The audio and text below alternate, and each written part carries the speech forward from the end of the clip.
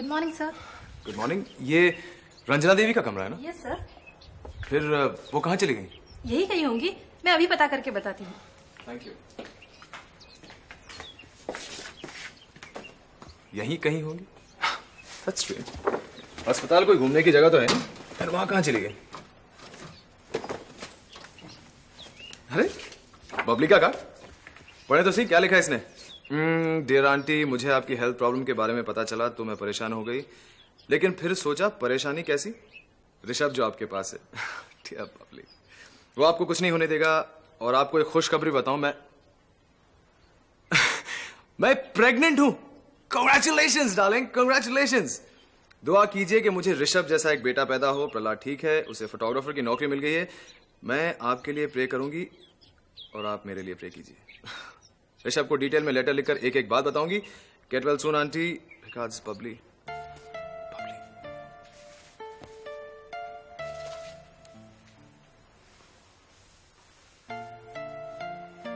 बबली, तुम्हें रंजना देवी के बेटे जैसा बेटा मिल भी जाए, तुम कभी रंजना देवी जैसी मां मत बनना। तुमने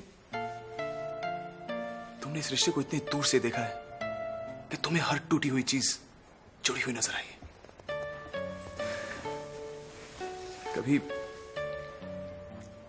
कभी हमारे रिश्ते को पास से देख लेती तो इसके फासले देखकर चौंक जाती तुम बबली।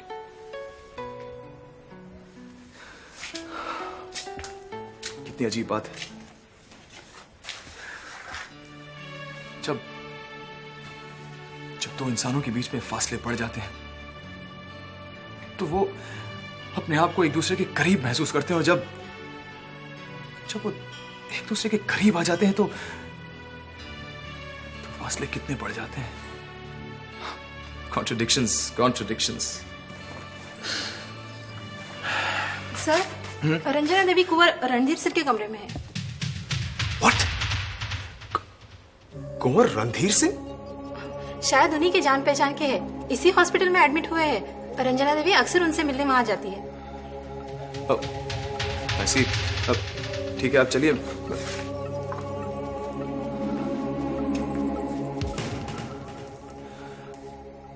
कुंवर रणधीर सिंह? सच रणधीर, वो घोड़ा वाकई मुझे नापसंद करता था। नहीं रज्जू, वो तुम्हें नापसंद नहीं करता था, वो तुम्हें बहुत पसंद करता था। हाँ, तुम्हारे साथ मुझे बर्दाश्त नहीं करता था। ये बात तो तुम तब भी कहा करते थे। ये बात तब भी सच थी और आज भी सच है। काश तुमने और सच्चाइयों पे गौर किया होता। अंधा था ना मैं, जवानी के जोश का निपट अंधापन, अंधेपन के वो अंधेरे मैं अब तक भुगत रहा हूं रज्जू। काश मैंने तुम्हारी सच्चाई समझी होती तो मेरी जिंदगी कुछ और होती, उसकी महक कुछ और होती। वैसे उस घोड़े का नाम क्या था? किस घोड़े का? अरे जिस पे तुम मुझे घुड़सवारी सिखाया करते थे। हाँ, वो तुम्हारा आशिक। ये ताना तो तुम मुझे तब भी दिया करते थे। ये ताना तो तुम मुझे तब भी दिया करते थे। ये ताना तब भी नहीं था, ये ताना अब भी नहीं है। ये हकीकत है रज्जू। वो बहुत प्यार करता था तुमसे, तुम्हारी राह देखा करता था। मेरा दिल बहलाने के लिए ये बात तुम तब भी कहा करते थे और आज भी कह रही हो। नहीं रज्जू, यकीन करो, वो तुम्हें देखकर बहुत खुश होता था और हम दोनों को साथ देखकर उसे इतनी खुशी होती थी कि वो बेलगाम हो जाता था। और इस बात का मरते वक्त उसने सबूत दे दिया। उस वक्त मुझे महसूस नहीं हुआ, आज महसूस होता है। क्या? हाँ, याद है तुम्हें हमारी वो आखिरी मुलाकात जब हमने ताल्लुक खत्म करने की बात सोची थी? हमने नहीं, तुमने। हाँ, मैंने।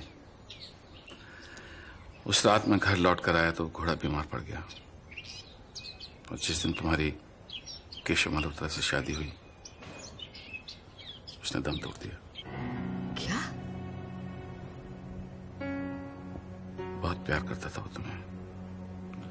वो हमारी नहीं, तुम्हारी मोहब्बत का गवाह था।